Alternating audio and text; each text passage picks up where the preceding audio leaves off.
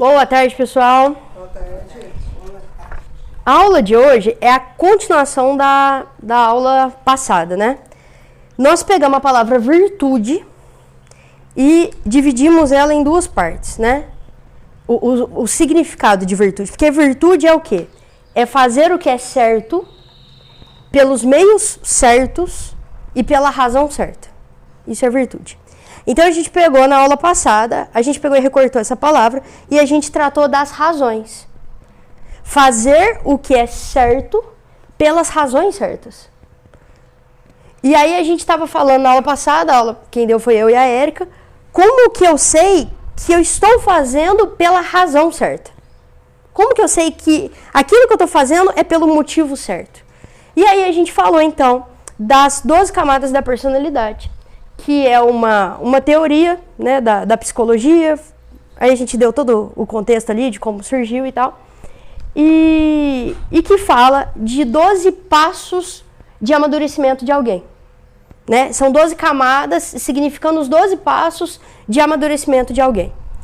E aí eu vou rapidamente passar muito rápido, né, para quem não estava na aula passada, só para se situar, muito rápido.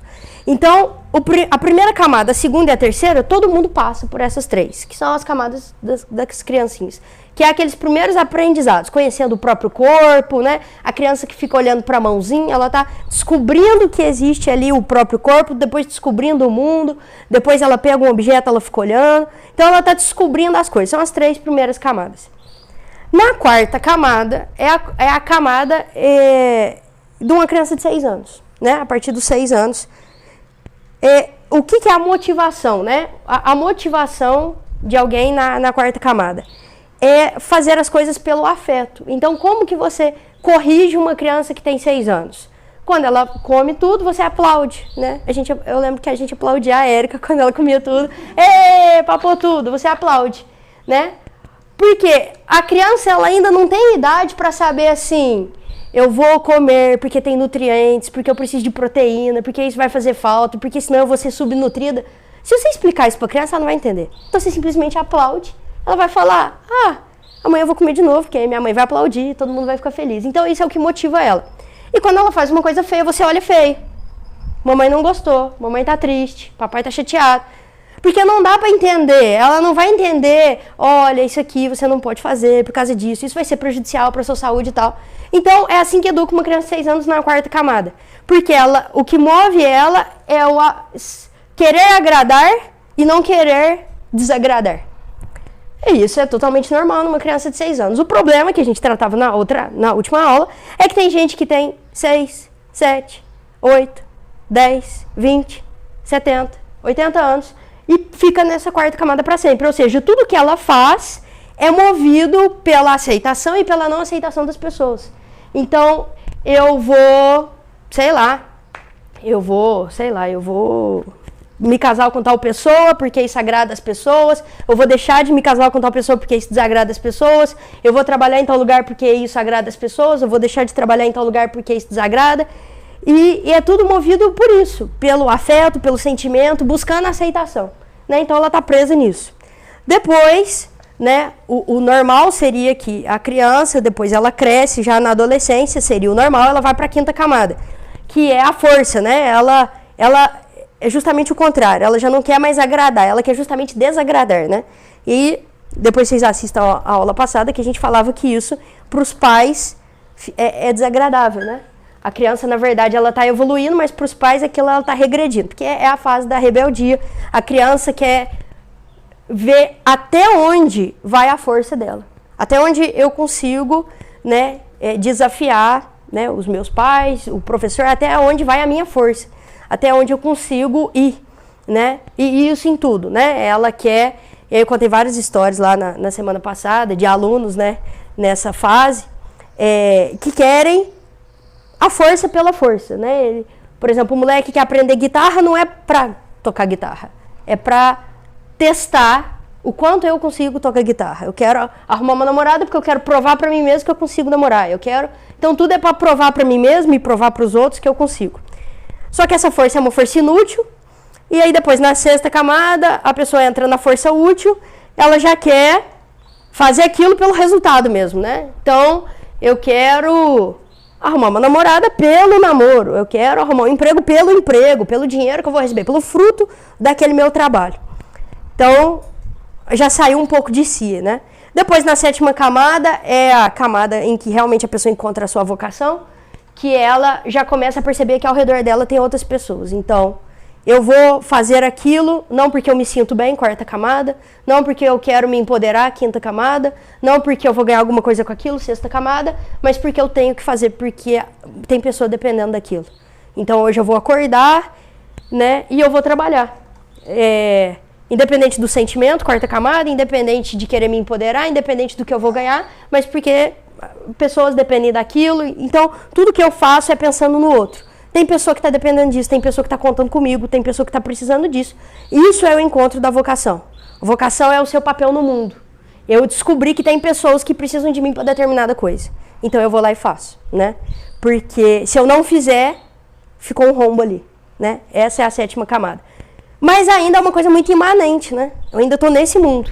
Eu, graças a Deus, já saí de mim, saí dos meus sentimentos, da minha força, do meu interesse, o que eu vou ganhar com isso. Já estou olhando para os outros, mas ainda estou nesse mundo. A partir da 8ª camada, eu já começo a transcender. Então, agora, eu estou fazendo aquilo porque tem algo nas minhas ações que são eternas. E aí, é aqui que eu entro na aula de hoje, porque até agora eu estou na aula passada, né? Que é a motivação, né? A partir da 8ª, a gente já começa a agir pela motivação, não é mais sobre mim, não é nem sobre os outros, é sobre algo acima, né? Todas as minhas ações, elas, de alguma forma, elas são eternas. Tudo que eu faço, de alguma forma, aquilo fica, né, fica marcado aquilo para sempre. E as minhas omissões também. As minhas ações e as minhas omissões, elas têm uma repercussão eterna, né? Se eu deixo cair essa folha, todo mundo que viu que ela caiu, isso é um fato. Se por um acaso eu tivesse sozinha e não tivesse nenhuma testemunha, essa folha teria caído do mesmo jeito. Se um dia me der Alzheimer e eu esquecer desse acontecimento, mesmo assim, isso aconteceu. Então isso é um fato que ficou, que ninguém apaga isso, né? Tem um filme, um livro interessante do George Orwell, né? 1984, né? Que aí tem um cara lá que ele tenta apagar o passado. Então ele fica apagando o passado para tentar modificar a história, mas isso não é possível, né? Você pode apagar as lembranças das pessoas, né? Mas o que né? Essa folha caiu e ela não descai. Ela caiu e ela não descai mais. Isso foi um ato eterno. Mas não tem relevância nenhuma. Não tem relevância, mas é um ato eterno. Isso aqui aconteceu e não tem como desacontecer, né? E assim todas as nossas ações. Então, a partir da 8ª camada, a pessoa ela chega numa maturidade tal que ela entende que absolutamente todas as ações dela ficam, né? E todas as omissões dela também, aquilo tem uma repercussão, né? E aí ela já começa a caminhar. E aí eu não vou falar das outras camadas, são 12, né? Mas a partir da 8, todas as motivações, elas estão acima desse plano nosso, né? Tá muito acima de mim e acima dos outros. Eu já tô olhando mais além, até que chega na 12ª camada, que eu faço tudo motivado, que tem alguém me vendo, Deus, e eu tô fazendo aquilo por Deus, né? Que seria a motivação correta. Mas, infelizmente, pouquíssimas pessoas chegam na 12ª camada, né? Muitas pessoas ficam na 4ª, na 5ª, na 6ª.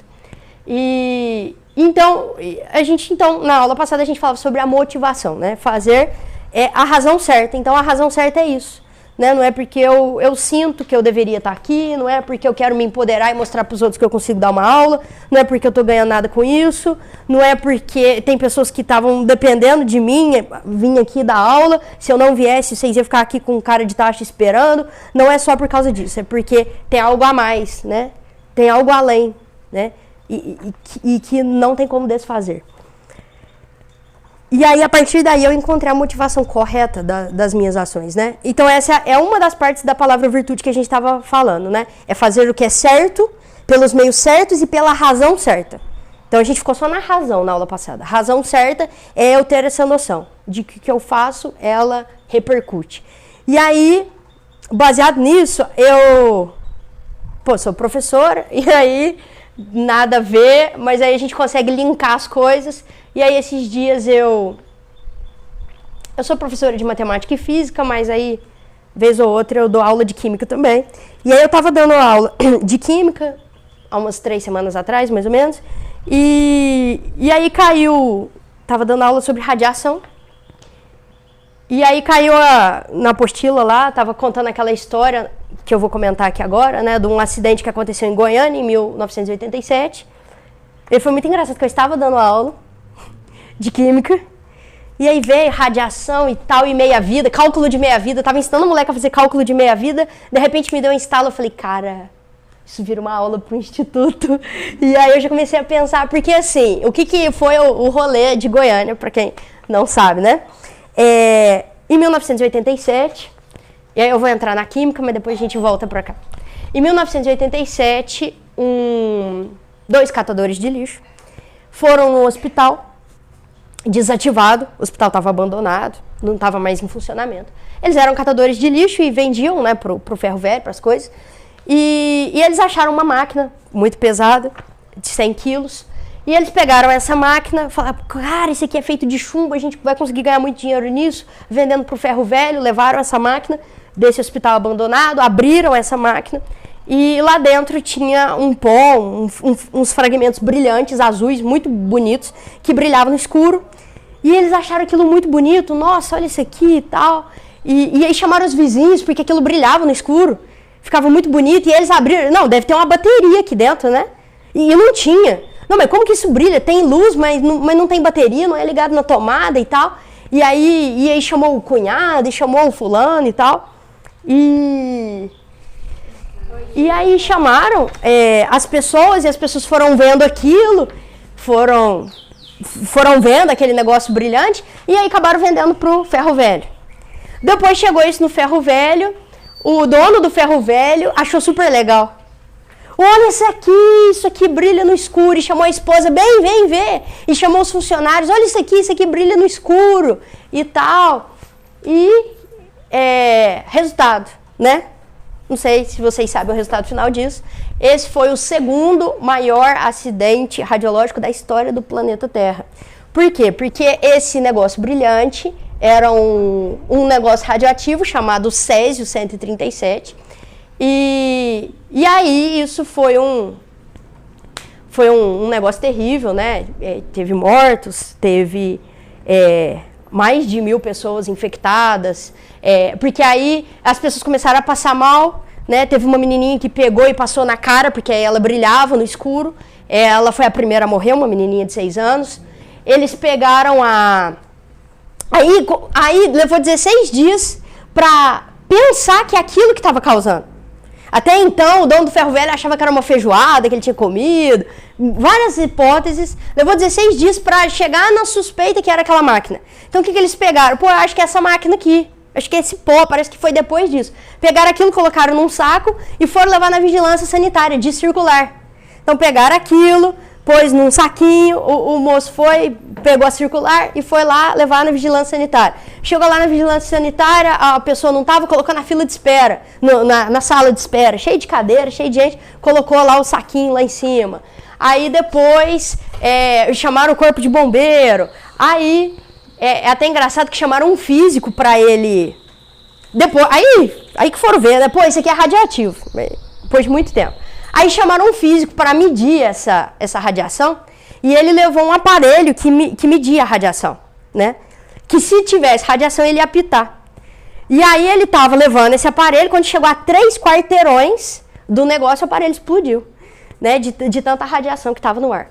E aí depois eles tiveram, né, para desinfectar a cidade, alguns bairros foram desativados, eles tiveram que demolir mais de 100 casas, né? Eles tiveram que pegar tudo que teve contato, sofá, cadeira, e teve que enterrar, e foram enterrados, né, de sofá, de cadeira, de objetos, de roupa que tocou, mais de 600 mil quilos de coisas foram enterradas, né?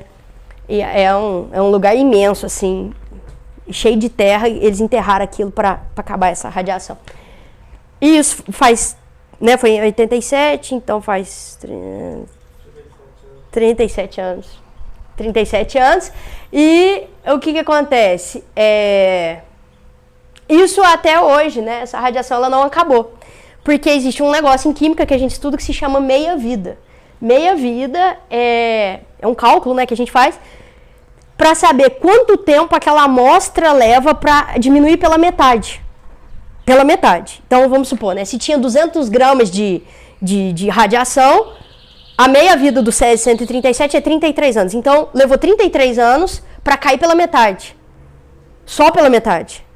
E como o Matheus falou, faz 37 anos. Então, foi esses tempos atrás que caiu pela metade a quantidade de radiação. Então, só daqui 33 que vai cair pela metade de novo. E o que acontece? É infinito.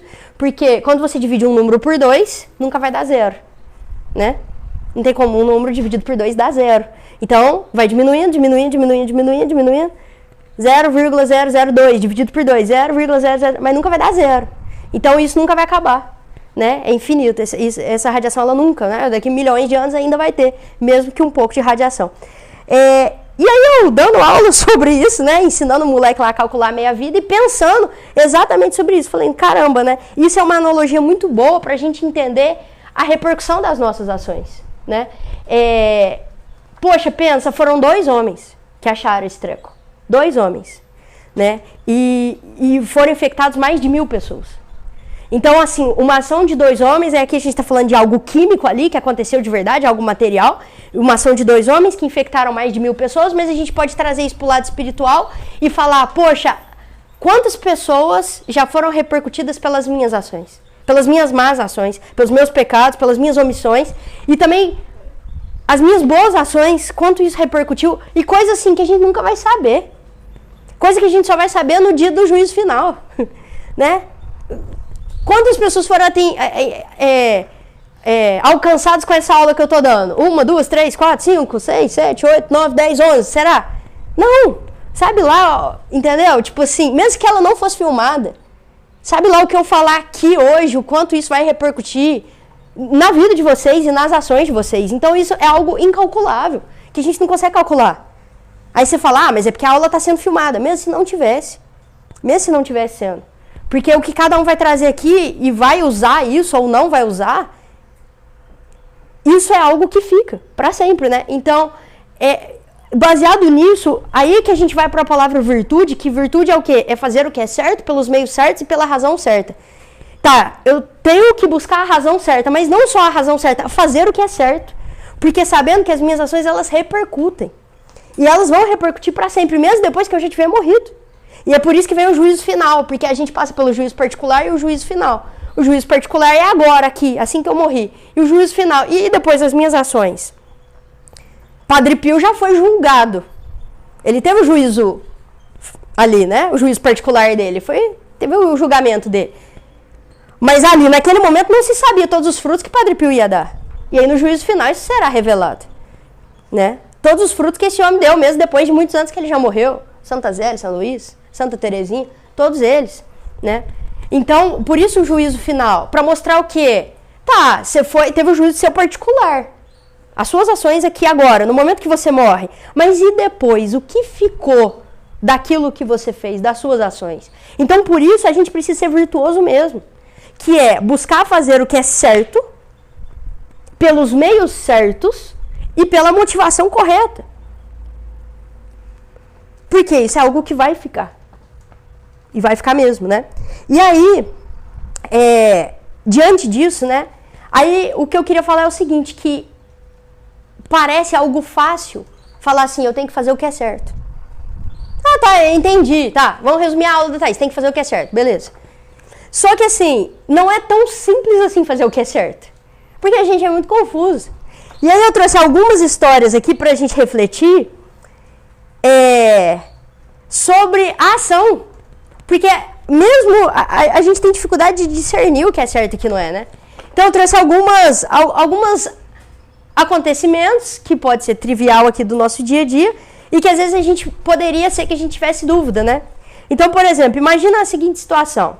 E aí eu não vou dar a resposta correta agora e aí depois que eu vou comentar sobre isso, tá? Vou só jogar o negócio no ar aqui. Imagina que a sua melhor amiga te manda um WhatsApp, ela não é casada, sua melhor amiga não é casada, ela namora.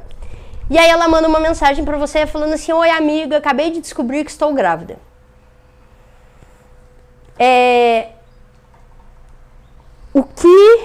Qual seria a sua reação nesse momento, né? Deixa eu fazer um teste aqui com vocês. Você julgaria que isso, né, esse acontecimento, foi um acontecimento bom ou ruim? Alguém arrisca de falar alguma coisa? Esse acontecimento foi um acontecimento bom ou ruim? Eu não vou falar nada ainda. Só quero ouvir vocês. O que vocês falariam? Foi algo ruim ou foi algo bom? Depois, segunda situação aqui. Seu patrão desonesto te deu a oportunidade de receber um dinheiro indevido. Então você tem um patrão desonesto, chamou você e falou, ó, vamos ser cúmplice aqui que você vai ganhar um dinheiro indevido. Você aceitou esse dinheiro, recebeu, e você pegou todo esse dinheiro e ajudou um pobre que estava morrendo de fome. Esse ato foi bom ou foi ruim? Terceira situação. O pai vai fazer homeschooling com as crianças. Para as crianças não serem alvo das ideologias. Perfeito. E aí, para não ter problema com o conselho tutelar, que pode dar problema do filho não estar matriculado na escola, o cara, ele tem um amigo que é dono de escola, e ele conversa com o amigo para arrumar uma matrícula falsa lá, para constar que ele tá matriculado, mas ele não tá, ele tá fazendo homeschooling. E ele tá lá, né, querendo salvar o filho de não sofrer as influências das ideologias. Esse ato é um ato virtuoso, sim ou não? Item 4. Um casal deseja ter uma família numerosa e conduzir todos os filhos para o céu, como Santa Zélia e São Luís Martã. Mas, infelizmente, o casal não consegue ter filhos e recorre, então, aos médicos e fazem fertilização artificial. Esse ato foi um ato virtuoso, sim ou não? 5. Questão número 5 aqui. E última historinha. Assinei o curso do Padre Paulo Ricardo, né? Eu sou assinante da plataforma do Padre Paulo Ricardo. E fiz um curso lá sobre confissão, que é maravilhoso. E aí eu tenho uma amiga minha, recém-convertida, que eu sei que ela precisa daquele curso, mas ela não tem dinheiro para assinar a plataforma do Padre Paulo Ricardo. E aí eu compartilho a minha senha e falo, ó, vamos fazer junto aqui, você acessa daí, eu acesso daqui, e nós duas acessamos o curso do Padre Paulo Ricardo. Esse ato foi um ato virtuoso, sim ou não? Por que eu trouxe todas essas histórias, né? Porque todos esses são casos, né? Alguns bem controversos, né? Outros não, né? Por exemplo, esse 4, né? Do casal que não consegue engravidar e que faz a fertilização artificial, isso nem é discutido, porque a igreja já se posicionou sobre isso, que a igreja condena a fertilização artificial, quando a procriação ela é separada, né? O unitivo e o procriativo são separados. Né, o ato procriativo é separado do ato unitivo. Mas várias outras aqui deixam a gente muito na dúvida, né? E eu trouxe algumas coisas aqui bem específicas, porque é realmente difícil isso. É realmente a gente ter esse juízo de valor e ter esse discernimento do que eu devo fazer. São realmente questões complexas, né? Porque, por exemplo, uma das questões que eu trouxe aqui, que foi essa do homeschooling, né? Virtude são 3 coisas. É fazer o que é certo, pelo meio certo e pela razão certa. Né? Tem que ter os 3 elementos para ser virtude, para ser um ato virtuoso. Então, tem que ser uma ação correta, o meio tem que ser correto e a finalidade tem que ser correta. Se só a finalidade for correta, não é virtude. Mesmo que... Não, mas o motivo que eu estou fazendo é dos melhores possíveis. Né? Eu estou fazendo isso para quê? Estou fazendo isso aqui pro meu filho não sofrer com as ideologias aqui. Né? É uma legítima, eu estou defendendo meu filho. Né? Tem uma razão melhor do que essa, estou querendo a salvação do meu filho. A motivação é maravilhosa, porém, o meio que eu estou usando não é um meio bom, porque o meio é uma mentira. É uma mentira. E aí no parágrafo 1789, o Catecismo da Igreja Católica diz, né? Nunca é permitido um mal para que daí resulte um bem. E é muito engraçado nesse catecismo, Porque o catecismo nosso, né, o amarelinho, ele é todo filosófico. E aí aqui, bem nesse parágrafo, ele fala assim, aí ele vai falar sobre o que é virtude, aí ele vai toda uma filosofia, cita Santo Agostinho, cita São Tomás de Aquino, aí no 1789 ele fala assim, resumindo a 3 regrinhas básicas. Nem é a cara do catecismo isso, né? Tipo, 3 regrinhas básicas, né? Práticas, 3 regrinhas práticas. E aí, nessas 3 regrinhas, a primeira é, nunca é permitido um mal para que daí resulte um bem. Então, ter que usar de algo que é errado, de algo que é um pecado, para que a razão seja boa, né? Então, vamos voltar. O que é o assunto da aula? A gente pegou a palavra virtude e repartiu ela, né? Que a virtude significa fazer o que é certo, pelo meio certo e pela razão certa. E aí, na aula passada, a gente falou da razão certa, e agora eu tô falando do ato correto. A gente está tentando fazer o que é o certo, o ato certo, né? E aí, por isso que a gente tem que ter essa sensibilidade de consciência de, pô, é o que é certo pelo meio certo. É difícil mesmo. E é por isso que é necessária a prudência e o discernimento mesmo. Porque é difícil, né? E por isso que eu tô falando, não é simples, né? Essa busca de tentar fazer o que é virtuoso. De tentar de buscar, eu quero acertar mesmo. Né? Eu quero fazer o ato certo, pelo meio certo, pela razão certa. Né? Sim. Dá um jeitinho, né? Isso não é fácil mesmo. E aí, outra coisa, né? E aí depois, tá, então é fazer o que é certo pelos meios certos, com a finalidade certa. Tá, então eu fui lá e fiz um ato bom com uma finalidade boa, né? Fiz um ato bom com uma finalidade boa. Por exemplo, sei lá, aí aqui outro exemplo também que é controverso. A questão da correção fraterna. É um ato bom. Você tem um parente que tá... Um parente, um amigo, sei lá. Você conhece alguém que está vivendo uma vida de pecado. E aí você vai lá e fala, poxa, eu tenho a obrigação de corrigir essa pessoa. A caridade fraterna, né? A correção fraterna. Que até fala Nosso Senhor no Evangelho. Poxa, foi um ato bom, a correção fraterna. E tinha uma finalidade boa, era salvar essa alma. Mas esse ato, de acordo com o próprio São Tomás de Aquino, isso pode não ser bom. O próprio São Tomás de Aquino fala isso. Quando que não é bom?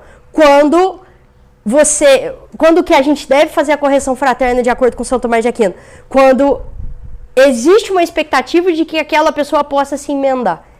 Então, por exemplo, tem alguém, eu conheço, que ela está vivendo um pecado e aquilo não tem uma expectativa de que aquela pessoa vai mudar de vida. Pelo contrário, aquilo pode ser que revolte ela mais ainda e ela querer se afastar das coisas de Deus, né? Ela querer... foi aquilo que o Padre Fabiano falou na última formação, né? De que o quanto da verdade aquela pessoa pode receber agora. Não é negar a verdade para aquela pessoa. Toda a pessoa, ela deve receber a verdade. Mas o quanto da verdade ela pode receber agora. E aí tem o critério da correção fraterna. A gente não pode sair corrigindo todo mundo. Eu vejo uma pessoa na rua, oi, moça, vem cá. Sabia que isso aí que você tá fazendo é pecado mortal? Né? Pô, tô corrigindo, é um ato bom, tem uma finalidade boa, salvar essa alma, mas isso pode não ser um ato virtuoso, porque aquilo pode afastar ela. Então, é necessário essa prudência, é necessário esse discernimento, né? É tudo assim... É muito tênue, exatamente, né? Então, assim, para mostrar o quê? Que existe... essa dificuldade, e que a gente tem que ter esse discernimento, que a gente tem que ter essa prudência, e que nunca a gente deve agir simplesmente pelos meus princípios. Eu devo buscar princípios universais. O que a igreja ensina sobre isso? Né? Para eu ter um discernimento, para eu conseguir agir corretamente. E que nem sempre isso é simples, né? Nem sempre é simples mesmo. E aí eu trouxe aqui a tabelinha que a gente já até tinha... Nas aulas do Mar Adentro, a gente já até trabalhou essa tabelinha, eu resolvi até trazer ela aqui de novo, que é a fazer a análise gramatical do pecado grave, né? Isso aqui, essa definição do pecado grave é a definição da igreja, está no catecismo da Igreja Católica, está no catecismo de São Pio X também, que é o seguinte, né? Para um pecado ser mortal, ele tem que ter 6 palavras. Ele tem que ter matéria grave. ele tem que ter consciência plena e ele tem que ter vontade livre. Tem que ter essas 6 palavras. Matéria grave, consciência plena e vontade livre. O que é matéria grave? 10 mandamentos e 5 mandamentos da igreja. Né? Ser um ato que infringe um desses 10 mandamentos ou 5 mandamentos da igreja. Eu tenho que ter consciência plena de que aquilo é pecado. Consciência plena. Se eu não tiver consciência plena, a gente está falando aqui de várias situações que são duvidosas, eu não tenho consciência plena disso. Isso não pode ser pecado mortal, gente. E eu tenho que ter vontade livre, ou seja, o que é um pecado mortal? Eu sei que isso ofende a Deus, eu tenho consciência plena de que isso ofende a Deus e eu vou fazer mesmo assim. Isso é o pecado mortal. E se faltar qualquer um dos 3 adjetivos, ou seja, o grave, o pleno e o livre, qualquer um dos 3 que faltar, esse pecado se torna venial, ou seja, tinha matéria, mas não era matéria grave, não era contra os 10 mandamentos, nem contra os 5 mandamentos da igreja. Tinha consciência, mas eu não tinha consciência plena. É o que a gente está falando aqui de várias situações que eu não tenho a consciência plena. Há uma dúvida, eu conversei com um padre, ele falou uma coisa. Eu conversei com um bom sacerdote, ele me falou uma coisa. Eu conversei com outro bom sacerdote, ele me falou diferente. Bons sacerdotes, que não são hereges, ortodoxos, me falaram coisas diferentes. Eu não tenho consciência plena. E a minha vontade, a vontade não é 100% livre. Né? Eu me senti coagida, eu por medo, eu agi, eu não estava com a vontade 100% livre. Então, se faltar qualquer um desses 3 adjetivos, não é pecado mortal. E se faltar qualquer um dos 3 substantivos, não é nem pecado. Ou seja, não tinha matéria. Se não tinha matéria, isso não é pecado.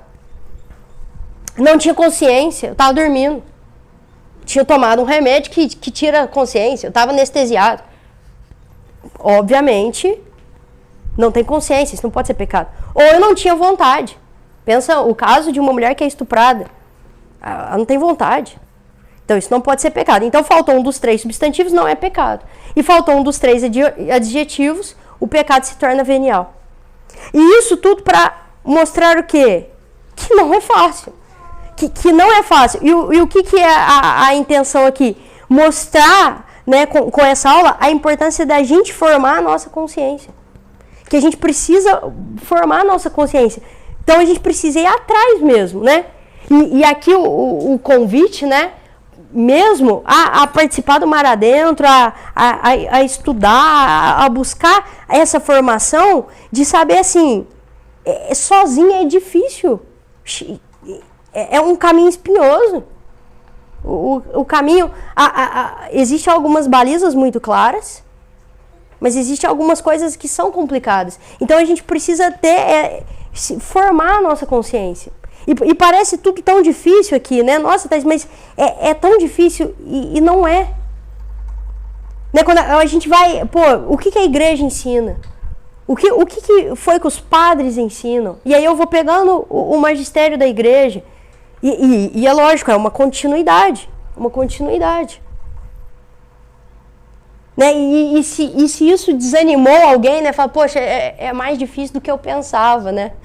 E aí eu trouxe aqui algumas frases de São José Maria Escrivá para animar os desanimados, que às vezes parece que é muito difícil, mas para mostrar assim que a gente não deve tentar acertar o caminho sozinho. Esse é o ponto do negócio, né? A gente deve fazer o que é certo, pelos meios certos e pela razão certa, mas a gente precisa ter um auxílio. E quem é a mestra que nos mostra qual é esse caminho? É a igreja. Porque se a gente for pela gente, vai ser só cabeçada. A gente vai dar muita cabeçada. Se a gente for, o que eu acho... Não, mas eu vou me guiar pela educação que eu tive na minha casa. Cara, às vezes a educação que você teve na sua casa não foi a correta. Né? Não, eu vou me guiar pelo que a novela ensina. Pô, aí danou, né? Eu vou me guiar pelo que os influenciadores ensinam. Eu vou me guiar... Porque a gente fica muito perdido na vida. E a gente fica tentando buscar uma referência. Em quem que eu vou me guiar? E pra que eu vou pedir conselho? Eu vou me guiar em quê? E pra gente saber isso, né? Que se a gente tentar sozinho, que se a gente ficar buscando informação no lugar errado, a gente não vai chegar onde tem que chegar, porque o negócio é espinhoso, porque o caminho é tortuoso, porque algumas balizas são muito corretas, tá muito bem delimitado, mas tem algumas coisas que é difícil saber. o que é certo, o que é errado, até onde eu posso ir, Então, por isso, né, esse convite a tentar mesmo buscar se formar. Buscar a formação. E aí um convite, né, um pedido a vocês para ajudar a trazer mais pessoas para o mar adentro. Porque isso é o que a gente tenta fazer, né? Através, não que eu estou tentando guiar ninguém, que a Érica está tentando, que o Sérgio está tentando, os professores não estão tentando. A gente não está, olhem aqui pra gente e façam o que a gente faz que vai dar tudo certo. Não, a gente está tentando apontar, esse aqui é o magistério, a tradição e a escritura. Né? A gente está tentando apoiar, a gente está tentando fazer o que São João Batista fez. Não segue a gente, não. Segue o que a gente está apontando. Né? E a gente está tentando apontar para o magistério, tentando apontar para o caminho, sabendo que não é fácil mesmo, né? E que às vezes a gente fica perdido e que às vezes a gente se sente desanimado diante de tantas incertezas, de tantas coisas que parece ser muito complicado. Né? E aí a gente não sabe quando eu estou em pecado, quando eu não estou. Será que isso que eu fiz é um pecado mortal? Será que não é? E aí vem os escrúpulos, muitas vezes. Mas assim, a primeira coisa, poxa, o que é o pecado mortal? Consciência plena. E muitas vezes a gente não tem a consciência plena do que a gente está fazendo. Né? A gente não tem a plena consciência, eu não tenho plena consciência se isso é certo, se isso é errado. E por isso a gente precisa ter, né, essa busca. E aí algumas frases São José Maria Escrivá para nos ajudar, né? Primeiro, caminho 20. Retificar cada dia um pouco. Eis o teu trabalho constante, se de verdade queres tornar-te santo. E aí eu acho que todo mundo aqui quer ser santo de verdade, né? Então é um trabalho constante, é retificar. O que é retificar? Corrigir. Todo dia eu vou corrigindo um pouco, eu preciso ir corrigindo, até ir chegando no caminho. E uma coisa importante, uma coisa muito importante para falar, a gente nunca vai ter certeza absoluta que a gente está em estado de graça. Nunca. Isso é uma coisa que livra de muito escrúpulo. É impossível, presta atenção nisso que eu vou falar, é impossível uma pessoa ter certeza absoluta de que se está em estado de graça. Santa Joana d'Arc, quando ela estava no tribunal para ser julgada, né, o padre, os inquisidores lá perguntam para ela, né, você está em estado de graça? E aí ela responde, né, porque se ela respondesse que não, ela estaria condenada. Bruxa, né? Está condenada. Se ela respondesse estou, sua presunçosa, né? Sua presunçosa. Como você sabe que você está em estado de graça? E a resposta dela foi a resposta que nós devemos dar diante disso, né? Se eu estiver, que Deus me conserve. Se eu não estiver, que Deus me conceda. Porque certeza absoluta a gente nunca vai ter. Né? Então, é isso, é retificando. Eu busco a referência, o que o magistério me ensina, o que a tradição ensina, o que os bons sacerdotes ensinam, e eu vou retificando cada dia um pouco. Depois, outra frase, São José Maria Escrivá, fazei tudo por amor. Assim não há coisas pequenas, tudo é grande. A perseverança nas pequenas coisas, por amor, é heroísmo. Por amor, né? Não fazer por medo do inferno. Né? Viver baseado no medo do inferno. Eu estou fazendo isso por amor. Viver por amor. Depois, terceira frase, São José Maria Escrivá. Medita devagar. É muito pouco o que se me pede para muito o que se me dá.